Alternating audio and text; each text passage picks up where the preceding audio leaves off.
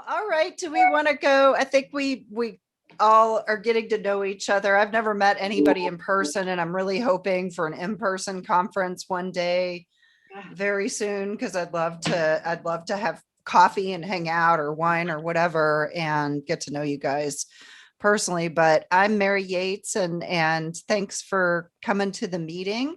Michelle Bradley is going to talk to us tonight about the upcoming FCC opportunities and things to do to prepare yourselves for that. And she is from REC Networks. I think you all are familiar with her. And should we do a round of introductions really quick? I'm going to say Stephanie. Hi. Hey, thanks, Mary. It's good to be here. Hi, everybody. I'm Stephanie Schubert with Pacifica Network out of Ames, Iowa. Woo! And anyway, it's good to see you all. And should I pass it on? Yeah. Okay. I will pass it on to Cynthia Pooler. Hi, I'm Cynthia Pooler. I'm in Albany, New York, and I broadcast out of WCAA in Albany. And I will pass it on to Michelle. I'm Michelle Bradley, founder of REC Networks, certified broadcast technologist, and pretty much right now your voice in Washington. Good to have you. Pass it on, Michi. Hey, we'll pass it on to, where did she go? She left. Oh, there she is. Oh, well, let's see. Eeny, meeny, miny, mo. The lovely Betty McArdle. Ha! Ha! Ha! Thank you. I'm Betty McArdle. I'm with Community Media Assistance Project at CMAP. And my husband likes to call me handholder to community radio.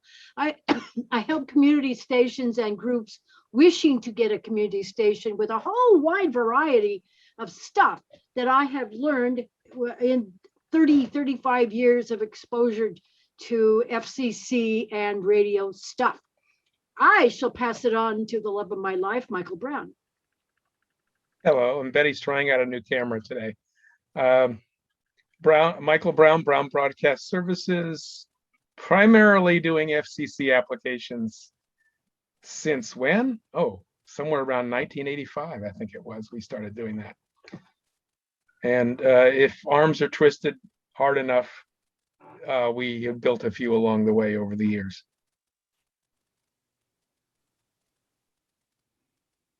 And pass on, I don't know who's left.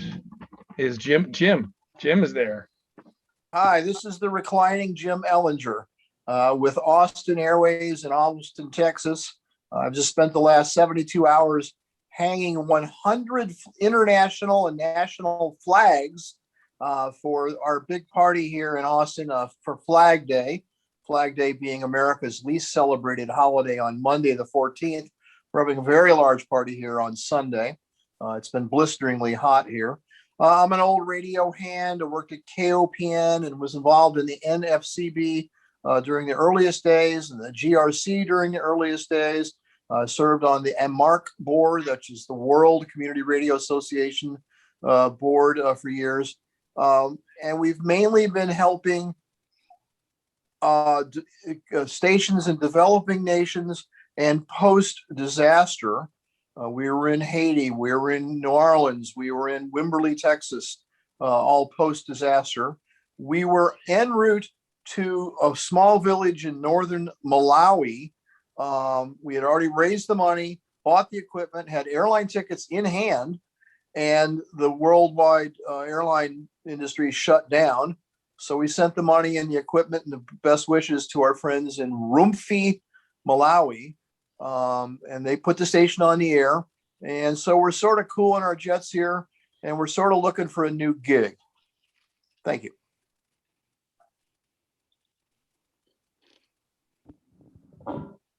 Anybody else? That silence means pass it on, Jim. Oh, I don't know who else is on. How about Fred? Me? Yeah, hi, Fred. Pass Oh, it well, on. we got two Freds. We got two Freds, both from the same station. Fred Richards, you started talking. Go ahead. Yeah, I'm from WNHN in Concord, New Hampshire, just like Fred Portnoy is. Fred and I were one of the, I don't know, 7 or 8 or 9 founders of WNHN. What's it been, 10 years ago, Fred? 8 years ago? Anyway, I was 9 or 10. I was the initial programming director and then station manager for a little bit. And then I went off to sort of finish my career before I retired. And now I'm retired and I'm back on the board and I'm sort of de facto music programming director again. We play primarily blues and jazz, but some other stuff. Fred's got a great show where he does basically late 19th and early 20th century classical composers. So that's us. It's actually not 19th century. It's before 1700 and after 1900. Oh, But- that's right. You got a big gap. in the- At any rate, that's the donut hole.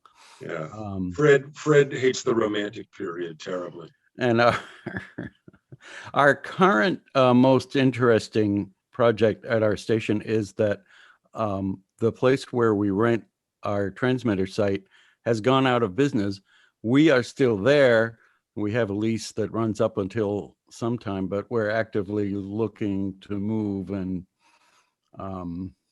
it's a very slow process just finding a site, let alone making the applications for the move once we have a site and so forth and so on.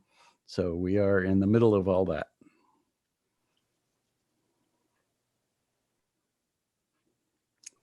Has anyone else not spoken yet? Who's Brian Johnson? Did we hear from him?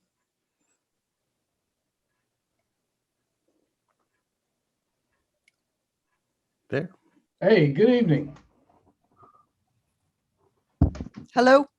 All right. Hey, I'm Brian Johnson with KIEZ here in Monroe, Louisiana. And I'm just, I've joined a couple times before, but definitely attempting to join today and be part of the session. Welcome. Thank you. I think Sharon hasn't gone yet, maybe. Hey, what's up? Welcome, everybody. Good to see you all. Sharon Scott with WXOX in Louisville, Kentucky. Just really great to catch up with you all once a week. Hey, Jim, where are all our drinks? Huh? I feel like I've had enough drinks and I'm laying on the couch. Thank you. Okay, all right. Well, thanks for inviting all. We'll be down for the flag day. We'll be there. That's great. It's back on again. But I'm in Louisville. We're experiencing the Brood X cicada invasion, which is the exciting thing happening here. So hopefully you'll get to hear them in the background. They've been very noisy. But anyway, great to see you all. And I'm excited to learn about the, the simple LPFM 250. Very exciting. And thank you to Michelle for, planting that seed. It's very exciting. So anything we can do to help bring that to fruition, we definitely will. I've got one quick question for Sharon. Last time I went to the meeting last month, you said that there's a directory of all the LPFM stations, right? It's more a GRC directory that we're building, and we need to, I don't know that we ever sent out the link for that. Mary, let's remember to do that. Yes, I will put it on. I actually have a to-do list tonight. So okay, cool. All All right, well, let's put that on there and send it around again. But yeah, it's the grassroots, more the grassroots radio directory than LPFMs, but certainly Okay. of LPFMs on there. Okay. So yeah, we'll get that to you. Thanks. Thank for the you. reminder.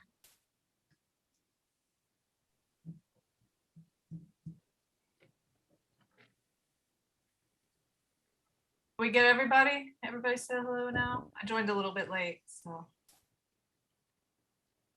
I don't think I have anyone to pass it on to. all right.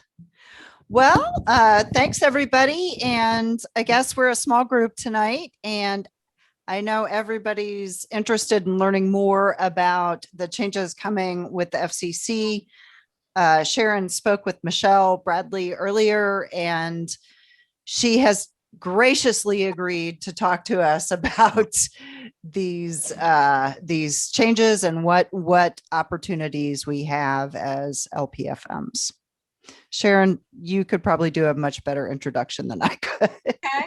Well, maybe Michelle needs no introduction, but REC Network has been doing a fabulous job since before LPFM was a thing. In fact, advocating for the passage of the Community Radio Act, Low Power Community Radio opportunity, made that happen for all of us, and has been a tireless advocate for community radio since, probably before I knew what community radio was. I don't know if you've been in the mix longer than I have. When I arrived at GRC, everyone already knew about REC Networks and was using all the great web resources that Michelle provides. And so many great things on that website that you can look up call letters and find out all kinds of information about various radio stations. Of course, Networks provides consultation and engineering services to community radio stations. And I've just been endlessly impressed with Michelle's work and with REC Networks. And it's a great honor to have Michi here with us this evening. And we're working hard in Louisville to get lots of folks to comment. And I think this will be a great opportunity to learn the best approach when commenting to the FCC. What are the things they're interested in? What can we do within our community to encourage people to comment and help us advocate for LPFM 250? Because it's not by any means a done deal, from what I understand. It's just that they're entertaining this idea, and we want to encourage them to entertain this idea even further and take it all the way. But I've seen some of the comments that have come in, and great. There was a mayor from Malibu, California, wrote a letter, and 55 concerned listeners got together and wrote a letter. And we've had a number of listeners here in, from Louisville comment. So anyway, it's very exciting. And I'm just, really interested to hear a little bit more. And it looks like Kenya Lewis has joined us now. Hi, Kenya. Welcome. Can you say hello real quick and where you're joining in from? We all did our introductions. Hi, everybody. Sorry I'm late. It's Kenya. Yay. Hi, Kenya. Hi, Jim. I'm in San Francisco and appreciate your very leisurely setup. Drinks all around from Austin Airwaves. Virtual drinks. Yeah. But yeah, so it was so great to have Michelle Bradley here. Great to have you all here, of course. But Michelle, I'm really excited to hear how this whole thing got started, how you kind of got this ball rolling, where you think the FCC is with all this, and what can we do to help? Well, I'm going to try to keep this hopefully a bit shorter than I did on the radio for People Call a few days ago. I think Betty, I see Betty smirking on that one. LP250, the 250 watt LPFM service, that has been pretty much on the FCC's radar for quite a few years now. And almost, back in 2011, 2012, we were talking about LP250. The FCC actually brought in a notice of proposed rulemaking back in 2011. It's the fourth notice of proposed rulemaking, nearly 10 years ago. To establish the LP250 service. And one of the big backers at the time, a couple of the big backers at the time of that was the Catholic Radio Association, which basically are the folks that are the attorneys that have put a lot of these little EWTN satellators on LPFM across the country. And also Amherst Alliance, and the late Nick Leggett and Don Shellhart, who Nick is no longer with us. Don has pretty much fallen off the face of the earth. We don't know whatever happened to Don, health problems, I'm suspecting. But the problem was with what they were doing. They were also trying to save the 10-watt the LP10 service.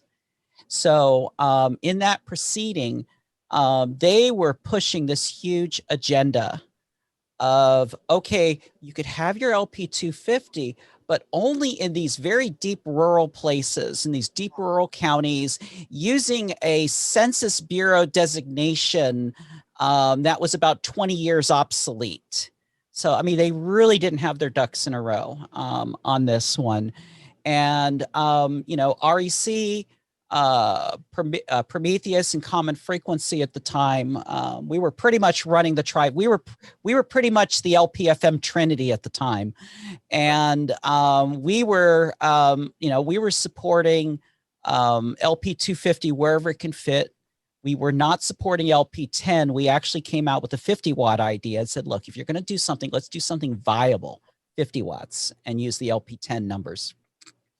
Also, some of the, we'll say non-LPFM nonprofit organizations, the civil rights organizations and such, they were pushing for LP10 because they thought it could bring, you know, LPFM to the neighborhoods. And we were showing in report after report after report that LP10 is just not viable. It's going to have more noise floor than anything. It was one of the few times that REC was actually in alignment with the New Jersey Broadcasters Association on an issue.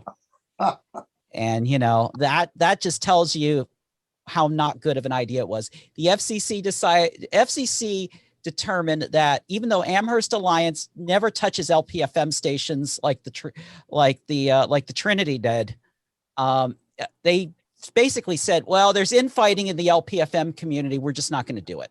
Of course, the NAB was totally against the idea. And what they had talked about was at the time was actually allowing LP 100 stations to stay where they're at their current locations, current distance separation requirements, but go to 250. And the way they are able to do that is that the FCC 10 years before that, back when the service was created, there's a 20-kilometer imaginary buffer zone around every full service class, your A's, your B1s, your B's, etc.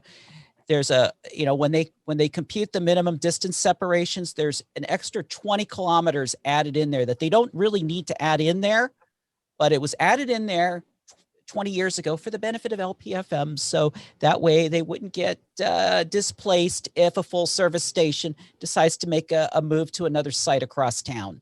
That was their reasoning for doing this. Of course, the Local Community Radio Act passed, and in there it locked in this statute that basically states, and actually it's kind of a carryover from the Radio Broadcast Protection Act, that basically states that the FCC cannot reduce the distance separations between stations. So, you know, between LPFM and full service. So the FCC said, well, you know, we're not changing the numbers. We're just changing the concept. And that's what they ran with. And they rejected it. So after they rejected it, REC filed a petition for rulemaking. This was like in 2013 or 2014, which became RM 11749. We basically proposed pretty much the same thing that the FCC was proposing, just without any of the distraction of LP10. And we added a couple extra things in there based on some real world situations that were going on, including what we call foothill stations, which are LPFM stations that are located halfway up a mountain. And yeah, they have they're very low in height above average terrain in one direction, but they're very high looking towards a valley, and it all averages out and they get 100 watts. There's quite a few foothill LPFMs out on the West Coast. And so we put a little,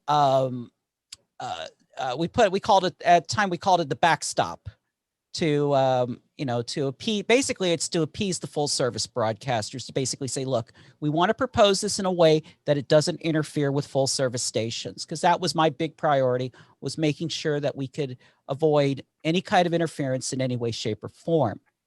The FCC just kind of ignored that one. Then came the translator mess of 2016, the 250-mile moves, the auction 99, 100, all these AM stations are moving, they're shuffling and adding translators. Suddenly all these LPFM opportunities, especially in the urbans, gone as a result of this. So I looked at things and said, LPFM is a mature service. Over 50% of applications that were filed in the 2013 window involved some kind of hired help. These are people that have the capability of doing contour studies, of going into the computer programs and engineer, because they also engineer translators and full service stations and such. So the idea was, let's make a service where it's totally flexible. And so we proposed LP 250, but we proposed it in a way that we reinterpreted the Local Community Radio Act. And we said, look, we're still staying in the numbers, but at the time that the LCRA was signed by President Obama, the LP 10 numbers were still on the books. So we're proposing to drop down to the LP 10 numbers as a minimum distance separation and then use contours the rest of the way, kind of like translators. Those who know commercial radio will know that this is similar to what we call 73.215. So we were trying to do something, we called it the 73.815 regime. Obviously, Mr. NAB, otherwise known as the NAB, went gangbusters on that one, and a lot of opposition from that side of the house, a lot of support from our side of the house. The FCC would eventually bring up the issue of LP 250 in the technical order, when the technical NPRM, which was MB docket 19193, basically saying we're not going to do LP 250. And here's the reasons why. And they pointed out two primary reasons. And number one, they were depending solely on RM 11810. They were not even citing 11749. But they said that LPFM was too complex. It was the proposal was too complicated. Yes, it was. It was complicated because, again, over half of these applications were being filed with hired help. We still had the simple alternative available. If you wanted to do LP 100, you could just do it that way. But if you wanted to go to the advanced stuff and get the advanced stuff, then you gotta file it in the complex way. So we always offer two options. FCC didn't like that. They also did not like the idea, even though they originally suggested it many years ago, to bust the buffer zone. They decided, okay, if we use LP 100 numbers at LP 250 and it's busting the buffer zone, that is still considered interference. It doesn't go against the spirit of the Local Community Radio Act. It's absolutely one of the worst interpretations of the Local Community Radio Act. So 3 weeks before a meeting, the FCC puts out these documents, what they call circulation drafts. It's basically a sneak preview of what the FCC is going to be voting on in the meeting 3 weeks from that day. And so they released the one for the LPFM order, the 19193 order. And so, and of course, I was already on the phone building up appointments with staff, because we're still allowed to talk about it with staff up to 1 week before the meeting. So we got this 2 week window that we could look into the mind of the commission and see what they're saying. And we can influence the commission to change things and fix things. We did that we did that with some other things like the LPFM booster rules, some of the directional antenna stuff towards Mexico. We were able to do some fixes to some things that the FCC just got totally wrong in that circulation draft, because they want to avoid a petition for reconsideration, which actually did happen in 19193, but it wasn't from me. But bottom line is that, I went to the FCC and said, look, okay, let me rerun the numbers. Okay. About a week later, so like about 3 or 4 days before the cutoff, before I can't talk to them anymore, we came up with the simple 250 idea. I reran the numbers. I said, look, okay, let's make it simple. Okay, let's make 250 look exactly like LP 100. Let's not, okay, we can't bust the buffer zone. Okay, great. Then we'll just extend out the numbers. If something is 67 kilometers away, required on a LP 100, well, then it's 72 kilometers required away on an LP 250. I mean, just basically consistent with the commercial rules, as far as a second class of service goes. And one of the things that the NAB was crying about in 19193, especially, was that, 3.5 miles is hyper local enough. You don't need an LPFM for more than 3.5 miles. Everybody lives 3.5 miles away. That's the neighborhood. That's where people live.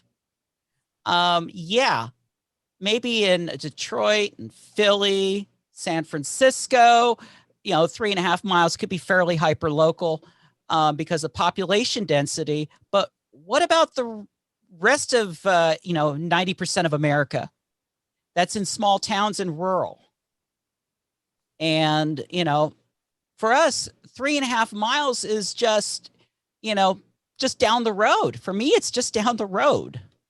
I don't get to any significant cities, community in any kind within 3.5 miles. So we're pushing this new proposal, which is simple 250. And basically it's just the LP 250, a second class of service overlaid on top of the LP 100. It was all the same look and feel, nothing special, just different numbers.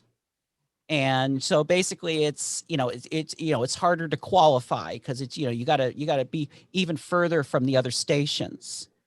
And so we're pushing this, and we're also pushing this as a rural solution. That's the simple 250. If you see some of the stuff we've put out on this, it is very rural focused. I live in the rurals. I actually used Riverton as an example in the petition for rulemaking, including an old, like 1920s picture that I found of the old Riverton steamship port, back when they used to have a cannery here, and back when this was actually a small little bustling little town. Now it's just a bedroom community. Our family owns the old general store building, which if we ever get a construction permit here, I would love to fundraise just so I can restore that building and put our main studio in there. That would be the perfect place for it. And we already own the property, so we got that part squared away. But anyway, so basically this is the simple 250 theme with the rural theme in it is a slap to the NAB for what they did to us in 19193. And and also too, the word rural is very fresh on the mind in the FCC right now, especially with rural broadband.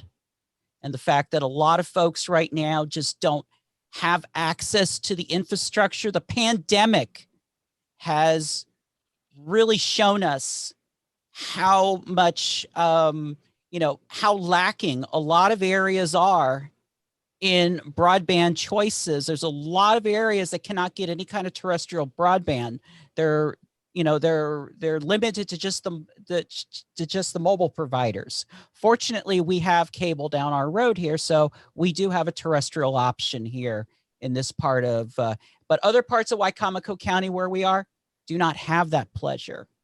And so obviously that word is big in the eyes of the FCC.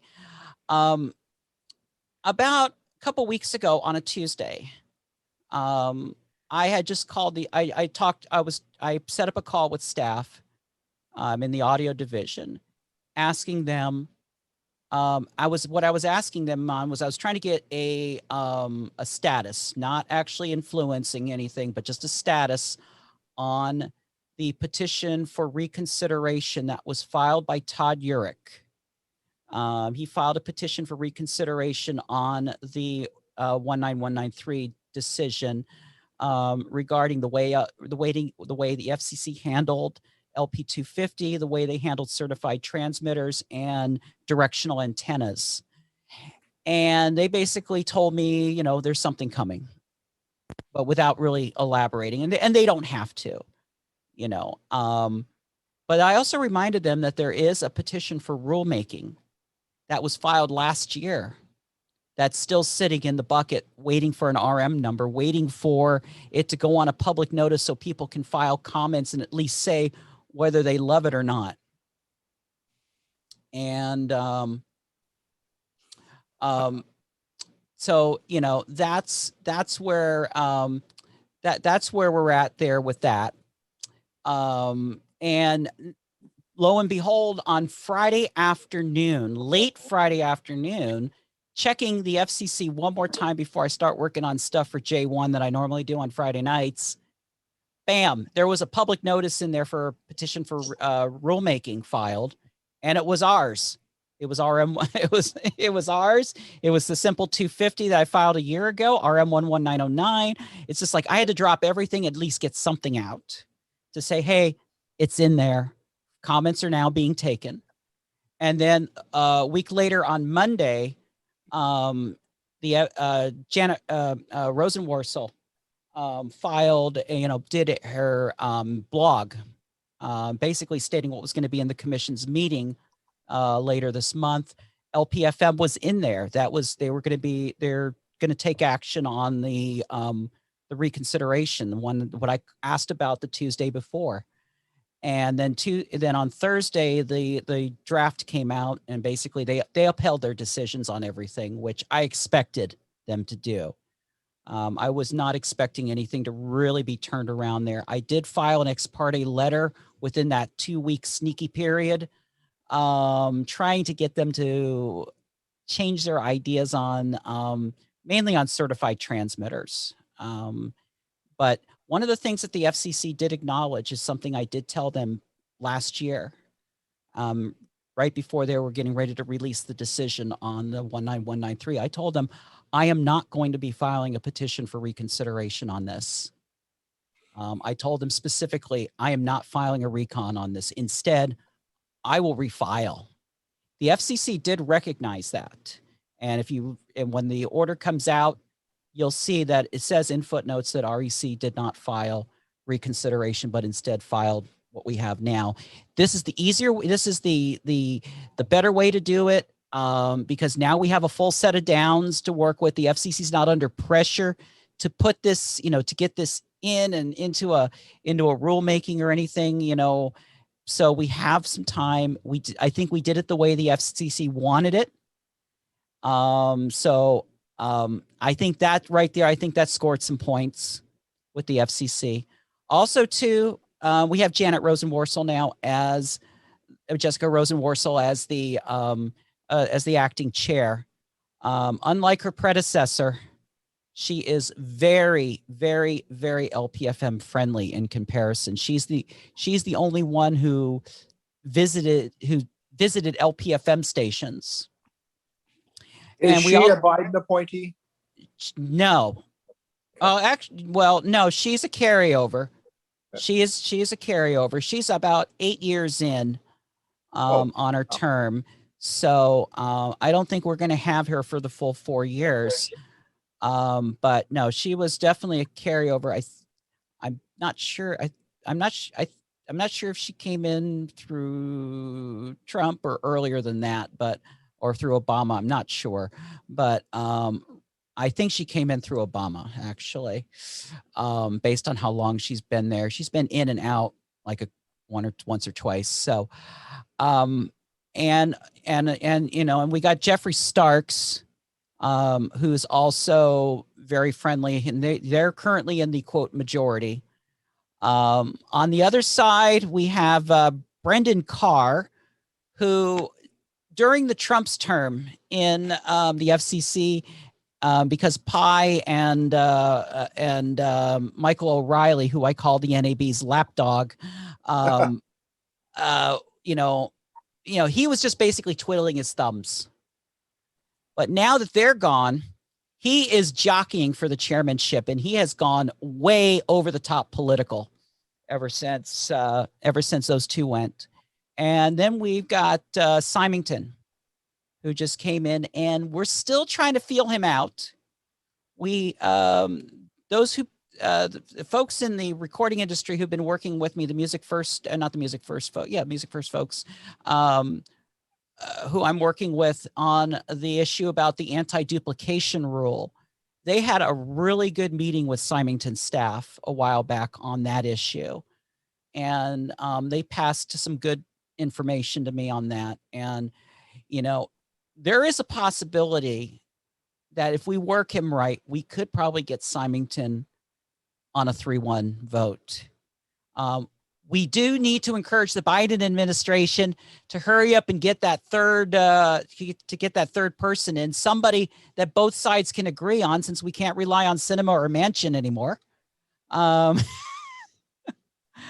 my Kristen Sinema, what did she do? Oh, God. I had so much hope for her. Anyway, off the political bandstand here. So that's basically where we're at right now. We're in that very first phase. We call it the RM stage.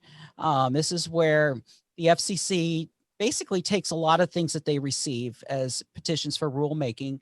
They assign a number. They just put it out there, public notice, 30-day filing period. They don't have to do anything with it. And that's what we're in right now until I think June 21st, I think is the filing deadline. So, you know, encourage folks to go to the commission's filing system. If you go to recnet.com, on the main page right now, one of the articles on there is, comments, writing comments for the, and what we put in there is ideas on things to say.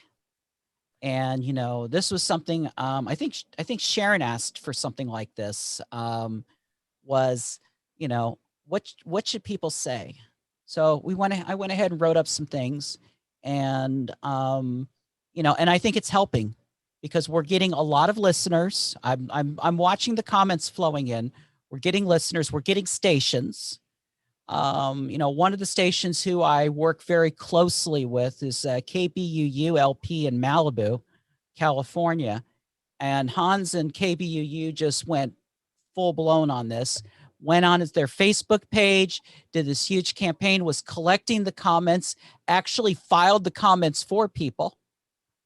And it's really helping it. And especially a station like KBUU who could benefit from LP 250. They're in a geographic situation. They're in a crazy terrain situation right now. And we're trying to get them out of it. We're trying to get them help with 2 boosters. A lot of the booster regulations were because of stations like KBUU that we got in there. They're in a very fire-prone area. A good chunk of Malibu was destroyed a couple years ago in the Woolsey fire. So yeah, there's definitely a need for the service. Now the question, of course, is, okay, so we moved the numbers around. Who can still upgrade? Well, we're finding that in some way, shape, or form, 78% of LPFM stations would still be able to upgrade using LP 250. Now, it may require a channel change.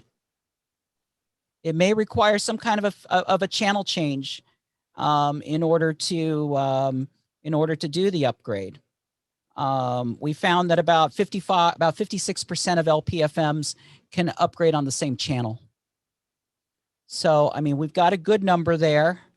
And that actually does include a few.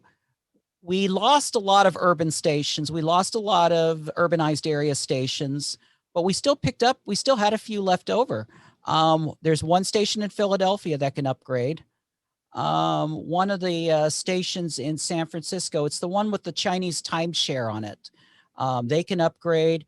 The Calvary Chapel one down in Hayward, they can upgrade. We got a couple in Los Angeles. I think there's one in Portland that can upgrade. But so there's definitely some options out there. And as long as we don't put any kind of a geographic restriction on the LP 250, we've got it. Anybody can get it. We want anybody who can get this to get this.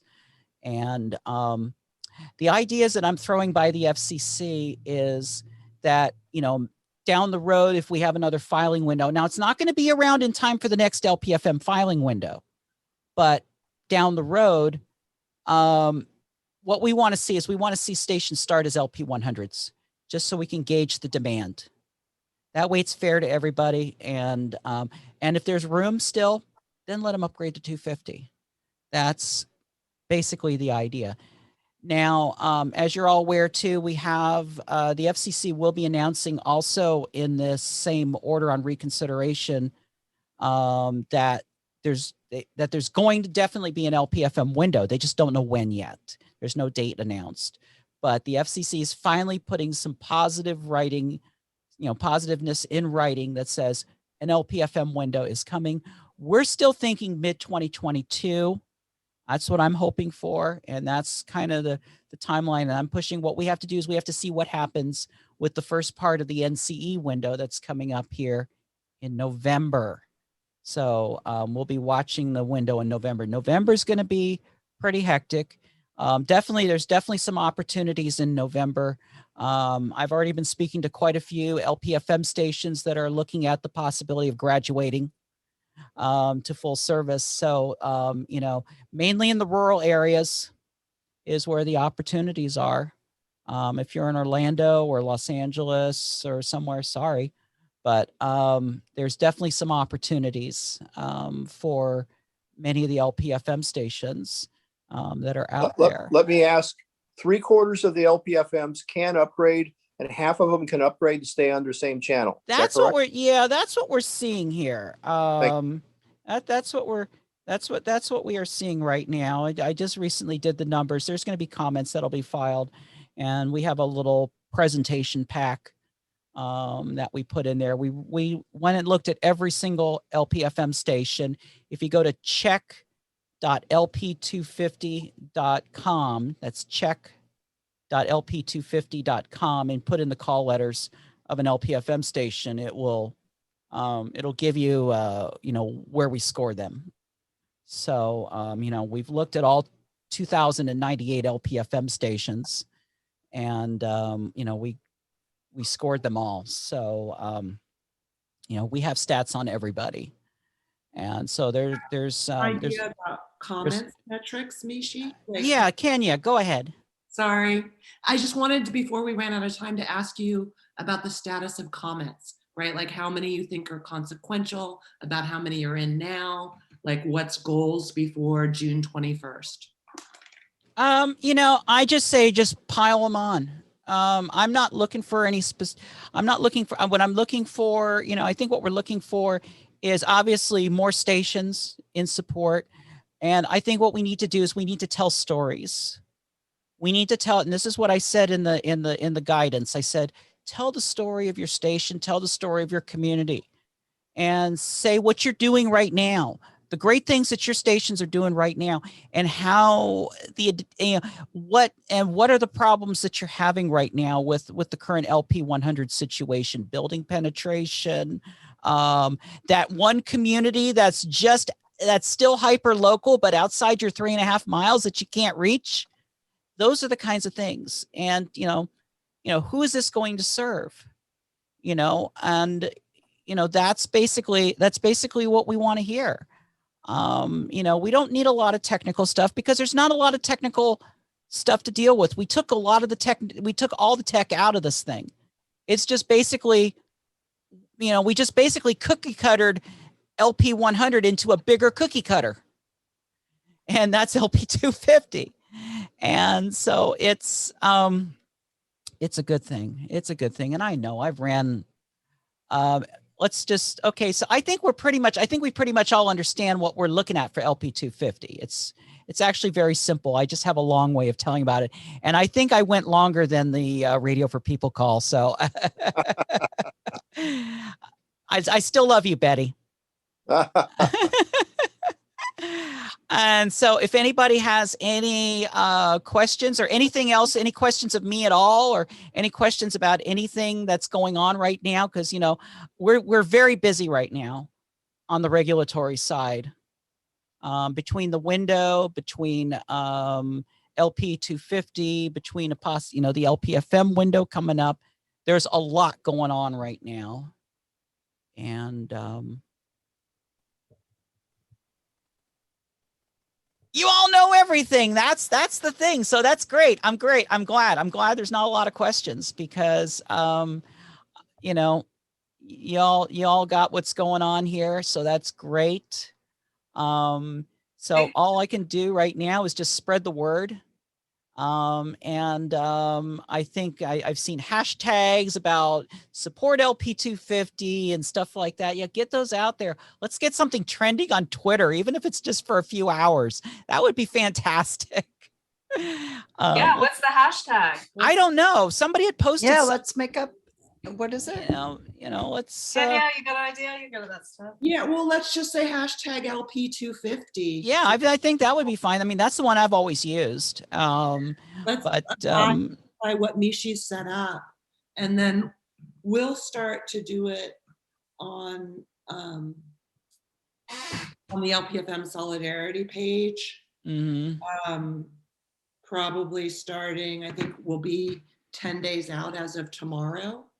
So we'll post calls to action. We'll ask each of you if you feel comfortable to share your comments or share quotes from comments, and just keep encouraging people enthusiastically to comment through June 21st. And we'll do a little bit to make it exciting and make it a little comment drive and kind of make it easier for people or less scary.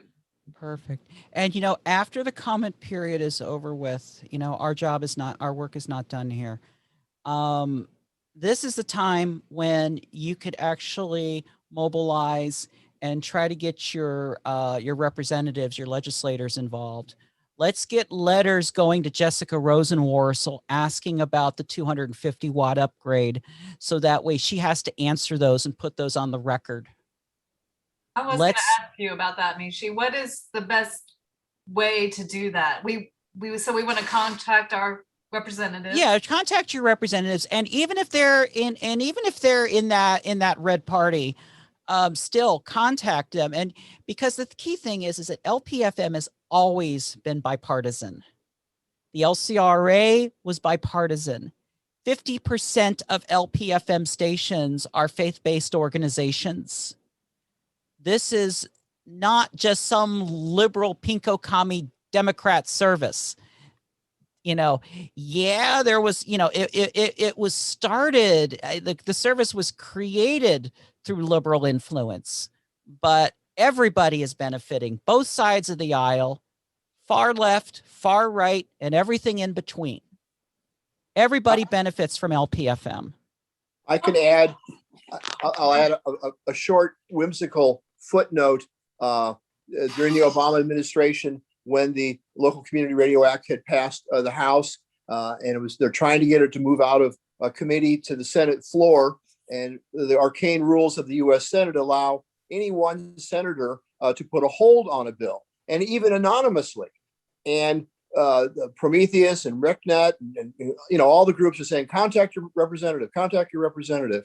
And we were, Austin Airwaves, a very small group, was in contact with our United States Senator. We had a good rapport with her and her staff, and had dealt with the issue before. And so I call, and moments later, I got a call back, and it was from one of her key staffers. And this was a brilliant young Republican who I think was in one of the anterooms of the United States Senate. And he said, you know, this is going to go down here, you know, because there's a hold. Or I asked him that, and he can't tell you that would be indecorous. And I said, well, would the senator that is putting the secret hold on the LCRA be from a southern state? And he said, yes, he would be from a southern state. And then I actually asked the following question. Would it be necessary for the state to have the first letter and the same last letter of their name to be the same? And Alabama. And he said, yes, trusting me that I wouldn't blow his cover, so to speak. And of course, it was Jeff Sessions, the infamous Jeff Sessions, who had the secret hold that was going to kill the LCRA. And the moment we found that out, we're on the phone to Philadelphia and Washington, D.C. and New York. And once Sessions' name became public that he was going to kill LCRA, he was inundated with calls and visits and whatnot. And he rolled over, and as the story goes, Obama signed it a few days later. Great little story. Yes. So when, just in terms of practical knowledge for those of us who haven't maybe worked with our representatives and senators before, what is the best process? You just call up their office and say, or send them an email and say, we want you to support this. We want you to send a letter. Send a letter. You could send a letter. You could call, you could call them. I wouldn't do like one of those web form things, because I feel like those, when you fill out one of those, it just, in my opinion, it just goes right into the bit bucket. Yep. But yeah, I mean, absolutely. Letters. We've seen letters.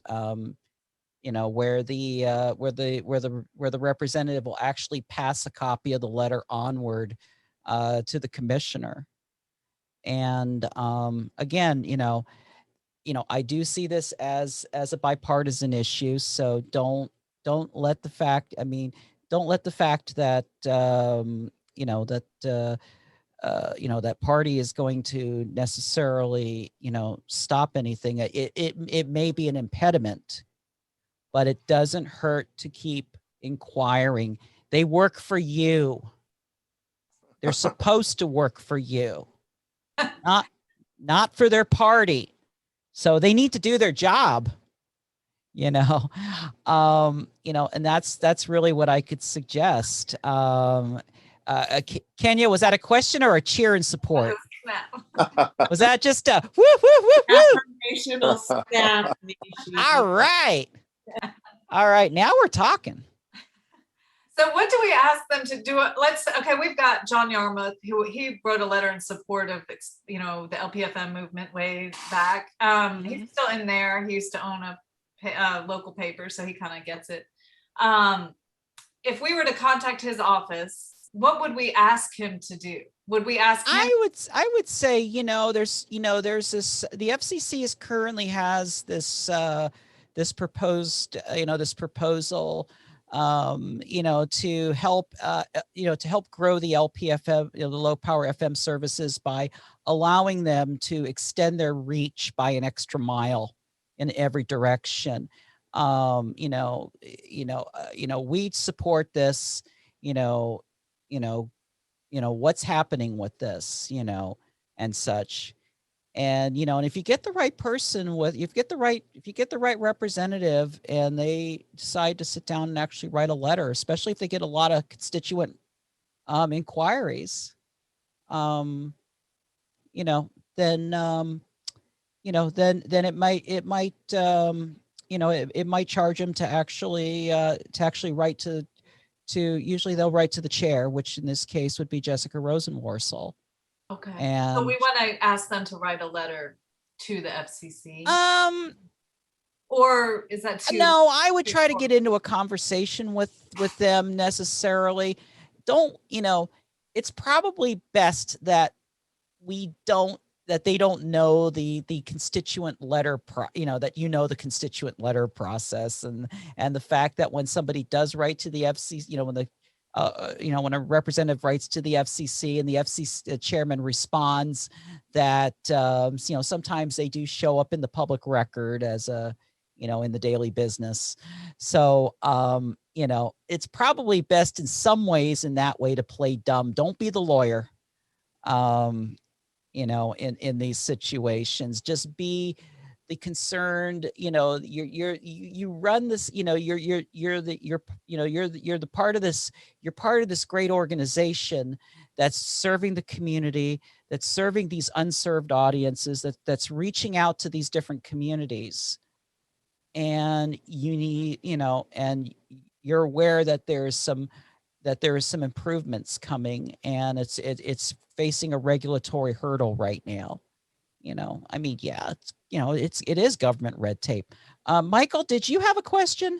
Yeah, I was going to ask you, I think you said that you anticipated this was not going to be available to new applicants in the window. Why do you say that? Because historically, if there is an outstanding rulemaking affecting a service that a window's coming up with, they usually rule on it before they open the window. It would, the problem is that, if they were to do that, it would delay the window. Potentially, yes. It would seriously delay the window. And that's the reason, that's one of the reasons we did not go petition for reconsideration. And one of the things I did tell the commission at the time was that I'm hoping that, that rule, that the rulemaking that eventually became RM 11909 can be done in a manner where it's not dependent on the next window, because we specifically stay in there a lot is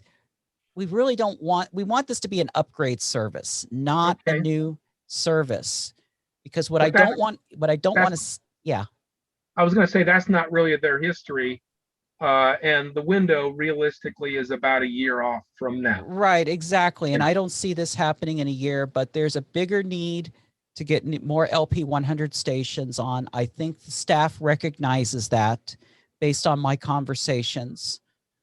Staff recognizes that, that this process can go, can carry, we're still about another 2 years out probably on LP 250.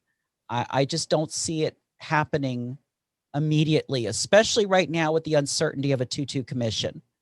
I just don't. Yeah, that's the other thing. Do you see that 2-2 split as being a possible impediment, or by the time it gets to their desk, there was already decision made in their mind? I think that it's all going to depend on Nate Symington.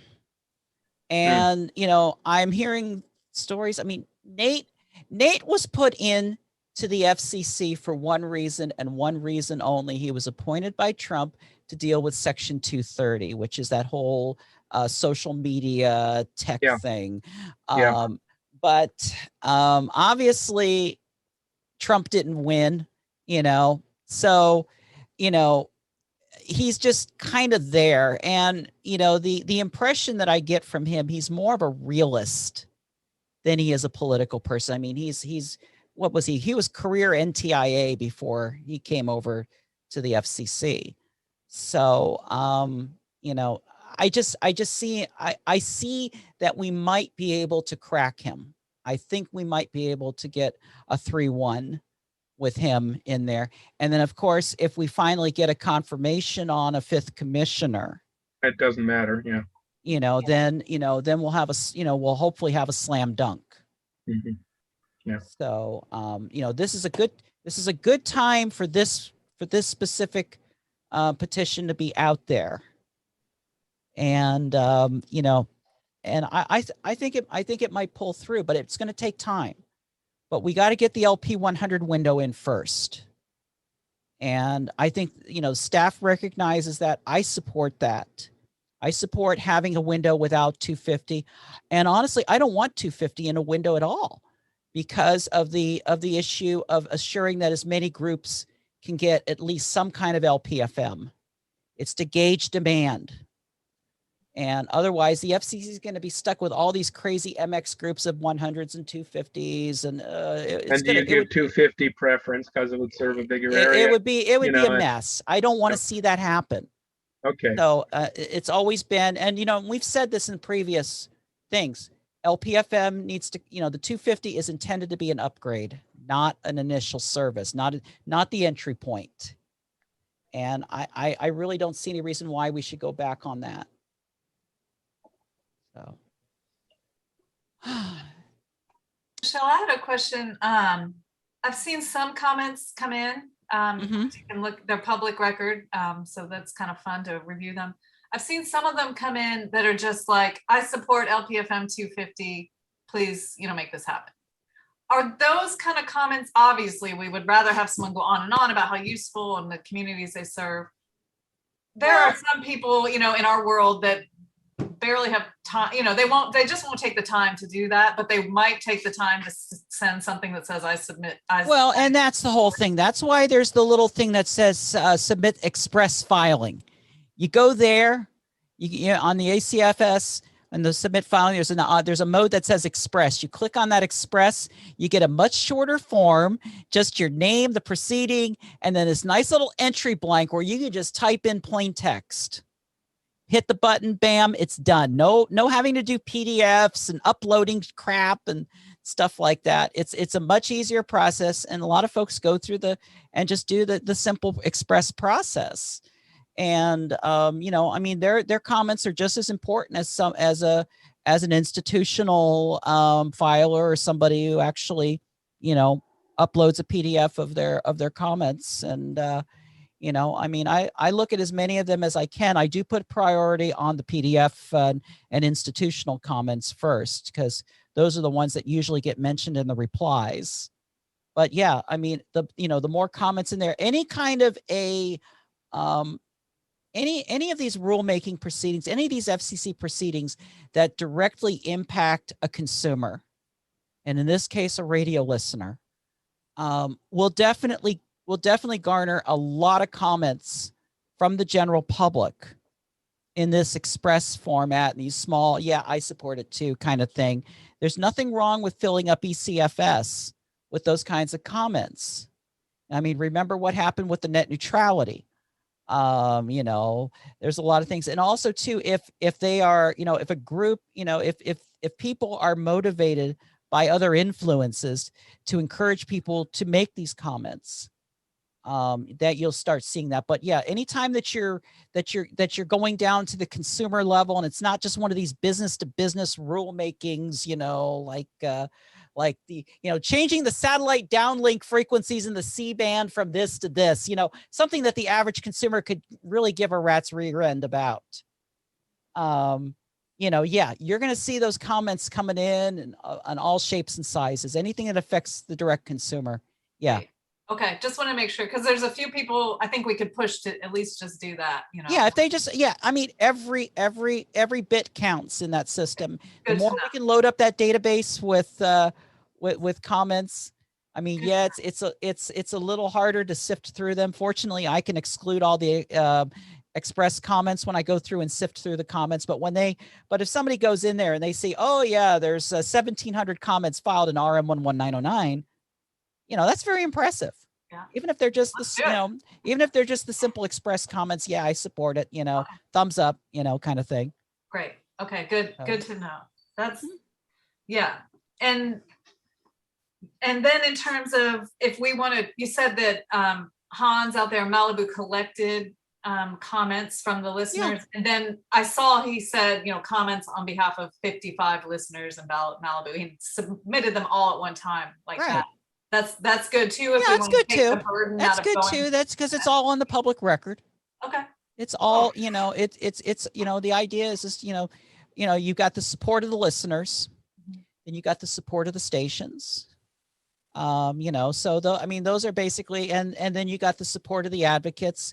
And if we can do outreach to the to the community organizations, that maybe are not in broadcasting, but the La Razas of the world, the NAACP chapters of the world. I'm just throwing names out there.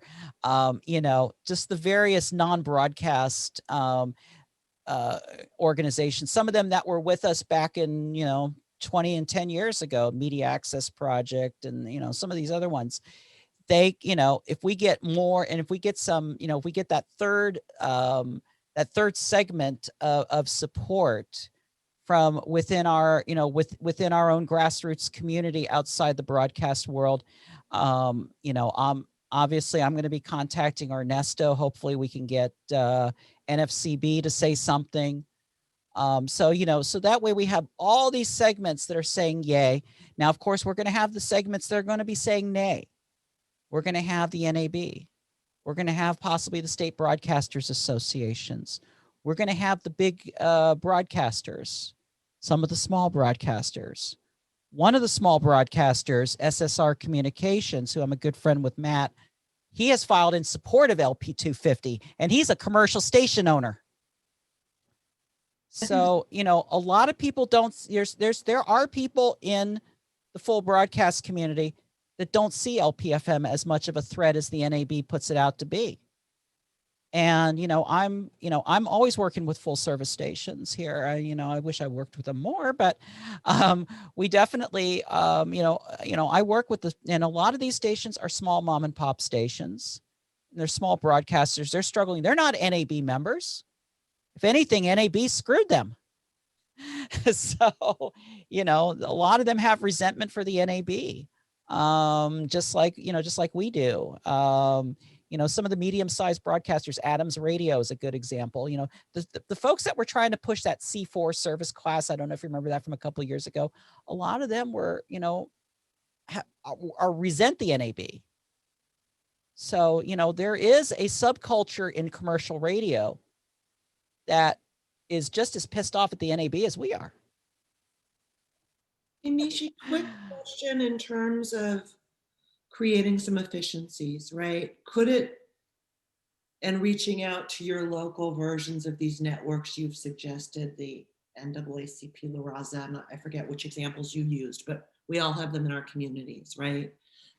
Would it be effective, in your opinion, to sort of take the comments that each of us file and then share it with the networks that we partner with that we think are relevant? Absolutely. And local representatives, right? Like, will you join me in supporting LP 250? Yeah, And join, us and maybe we, and maybe with these groups, the growth of LPFM, making LPFMs, making community radio stronger, maybe not necessarily, because most of them will not know what 250 watts means versus 100, but I mean, you can say, to your point, a mile in each direction in our local communities helps us reach more diverse audiences and foster our local creative and cultural commons. These things, especially right? especially for any organization that does any kind of rural advocacy, especially because the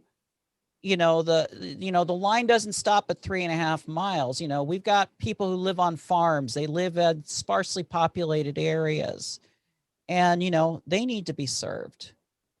And their local community is 4.5, maybe 5-6 miles away. The local school for here, the elementary school, is 4.5 miles away. Right within that, we're right within that 4.5 mile zone. And such. So yeah, if farm worker advocacy, like out here, we have a Haitian American community that's very strong out here in the Delmarva. I'll be, one of our stations out here, I've got to reach out to him still. We have WRBYLP out here in Salisbury, who is upgrade eligible. And they reach out to a very large Haitian community that's still here on the temporary protected status. A lot of them work in the poultry industry. The pandemic has hit them really, really, really hard. And, because a lot of those places are already not safe to work. And now they're even less safe because of the pandemic. So there's a lot of education, a lot of information. We were working to try to get some English language programming on their station through our Delmarva FM. I've kind of held back because they need their air right now for full education. They need to reach out to a Creole speaking community that right now has no access to no other media. So we've kind of pulled back on that. But we're going to, hopefully after this is all over with, we'll be back over there. We'll be trying to get them to add a few Pacifica programs, Democracy Now! And stuff. You know, there's a college down there. The area needs radio. And I think we could provide a full service. But, you know, yeah, the LP, you know, helping these stations grow, making community radio stronger, a stronger local community radio. And that's what LP 250 is about. Is just we need to make things stronger. I mean, yeah, I can talk to you all day about technical stuff and 250s and 7.1 kilometer service contours and all that. But the average Joe, you know, the average Joe on the street and the average board member at a non-broadcast civic organization is not going to care about that. They're going to care, you know, are the people in my community going to be better served with a stronger station? And that's probably that's probably the term we want to use, stronger stations for the community. There's our generic slogan right there. It is. I just didn't think about that one until now, but that's why I'm glad I have you all here, because we're all a collective and we're all working together, and this is how we do it. Yeah. So amazing. We can do this. It's great. Yeah, I think we can do this, you know. And I'm hoping everybody can pitch in a little bit. You know, obviously I'm handling things from my end, you know, doing a lot of the grunt work, because, you know, while you're all doing, you know, after these comment periods over, you know, obviously I'm going to be, you know, trying to encourage staff on things, trying to work with the media advisors for each of the commissioners. I'm hoping we get some. I'm hearing rumors that they're going to start letting the staff move in back in the office like in August. So I'm hoping that maybe sometime between now and, I don't know, you know, in due time, we'll be back to doing face-to-face meetings at the FCC again. And so hope we all get back to some face-to-face stuff soon. Yeah. So, well, you know, thank you. Yeah, so much for everything and all the Absolutely. great information. Should we wrap up tonight with a little bit of a discussion of the conference? I think the consensus last time was that we should try to do some kind of collaborative virtual event. Is that, since no one has stepped up as a host station, or that was one of the things anyway that was thrown out? Does anybody have a station that would like to host this year?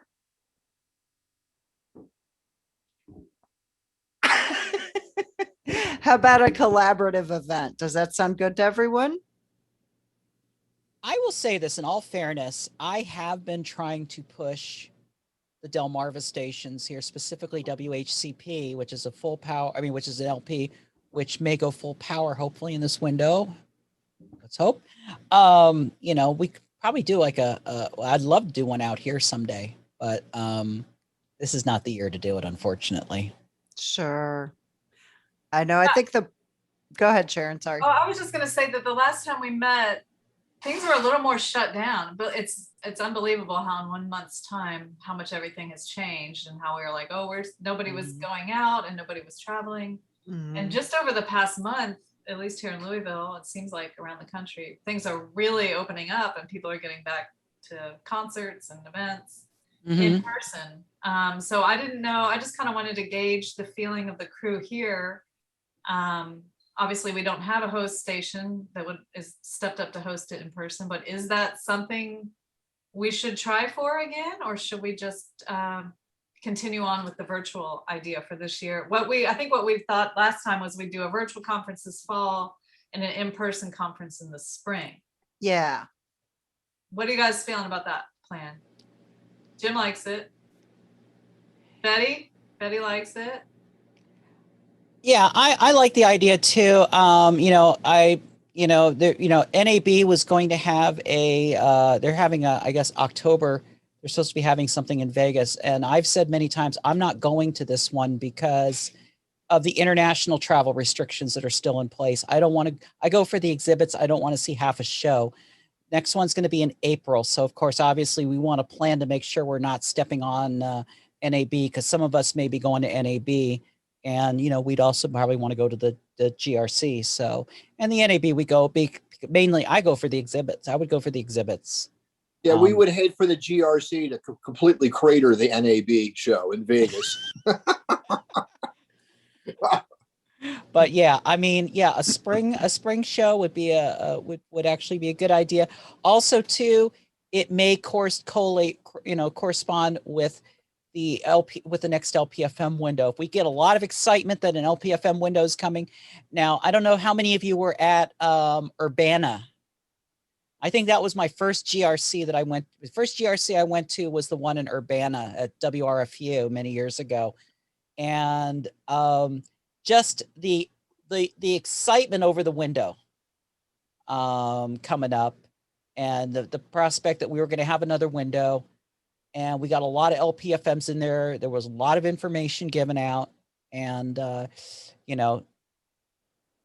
we got to reach out to these potential LPFM applicants and these groups, and helping getting them riled up and getting them ready. And I mean, the rules for the next window are already in place. We already know what the service rules are going to be. Nothing's going to change between now and then. Just right now, we're just waiting for the dates. Mary, did anyone contact you that they'd be interested in helping with the virtual GRC?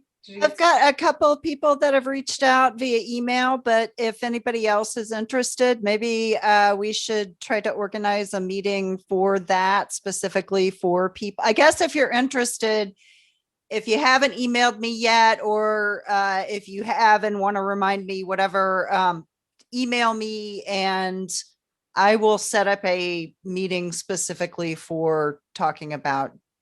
I know this is the GRC meeting, but people who are actually like willing to volunteer some time to work on it. Great. Thank you. And if anyone needs Mary's email, it should be just you reply to your invitation to this meeting tonight. And her email is definitely in that. If you got one, I forwarded, her email is in the body of that. So yeah, let her know, because that really, even when it's, and it's in the chat now. Oh, Mary, you actually sent that to me, private message. Oh, we'll try it again. I have your email. But we'd love to have some help. Even though it was virtual, it's a lot of coordination to make it all run very smoothly. So the more help we can get with that, the better. Especially, we'd really like a lot of help getting the word out about it. Since it is virtual, we can get a lot more people involved that might not be able to travel, get people from other countries. It was really fun. Last time we had some folks from Ireland and the UK, Mexico and Canada. So, the more international, this is a good opportunity to cultivate that international connection at GRC. So please go ahead and just start putting a bug in people's ears that they want to attend. Let us know, if you can help coordinate. We had a great time. It was fun to do. It was a lot of work. It was. So it was a lot of work, and yeah, I think it all came together, and when we were done, like sort of throwing water on our faces, it was a really awesome experience. Yeah. And it's been great that we're just proud that we were able to continue it despite the pandemic and everything else. So yeah. Well, and I wanted to remind everyone, if you know people that aren't here tonight that maybe would like to help by actually, doing some kind of coordination and making the event happen stuff, have them email me too. Just pass that on. Maybe we should send out a call, You're right, Sharon. So put that on the to-do list. I'll help you burn through all that. And then just in terms of our next meeting, Mary, it looks like July 10th is a Saturday. So I know no one wants to be stuck in a GRC I think on the schedule I adjusted it. And let me see what I adjusted it to. All right, because you've already created all the Zooms. Yeah, let me see. And let's see if that works for everyone too. Let's see. Oh, where is that? And then while she looks for that, I just want to remind everyone about the, if you're a Pacifica member, station managers groups are meeting once a week. Thursdays at 4 p.m. Eastern time. I don't know what that is for everyone else. And Stephanie on our line has been doing a great job facilitating that. So Stephanie, you want to give a little shout out about that invite? Yeah, we've been having weekly meetings lately, and it's been just nice to see everyone on a more consistent basis. And anyone else who wants to join, we're happy to have you too. What did we talk about today? We talked about emergency protocols, and Davine Dial in Asheville. She did an interview with Ben Bennett Cobb. Ben Cobb, yeah, from KPFT, and his experience there when they had the bombing and all that stuff, and all the stuff that he learned from that. And it was a really good meeting. So anyway, yeah, we're always happy to see new people. So come on down. Any news on a new location since you're being thrown out of the Pantorium? Oh, well, tomorrow is the next meeting with the building adversaries. Ursula's gonna go down. Yeah, so she sounds like what I heard from her, she's planning to just sort of make it an information gathering time for them and force uncomfortable silences on the other people. So that's her plan for tomorrow. And then I don't know, I'll find out if supposedly we should have longer than 3 months now, hopefully maybe a year, but it's not in stone yet. So yeah, it's still kind of up in the air. Thanks for asking. What's the population of Ames? Not to get too sidetracked, but it kind of varies from 30,000 to 60,000 depending when the students. Yeah. Good luck. Thank you. Well, thank you, Michelle. Thank you for making this potential opportunity happen. We'll do everything we can to pull it through. We have 10 days, and I think I've posted the links, pass them on. I'll post them again. Wait, Michelle, you're muted. We're not hearing you.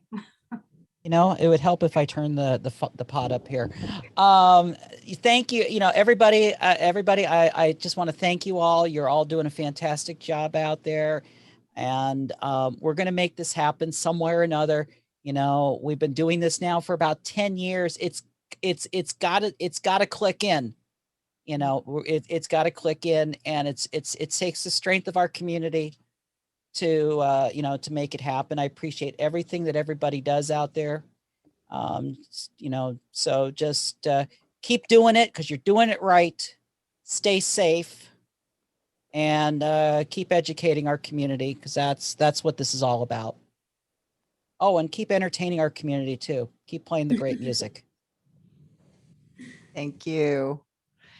How does Thursday, July 8th? That's what I had calendared for next time. Does that work for everybody?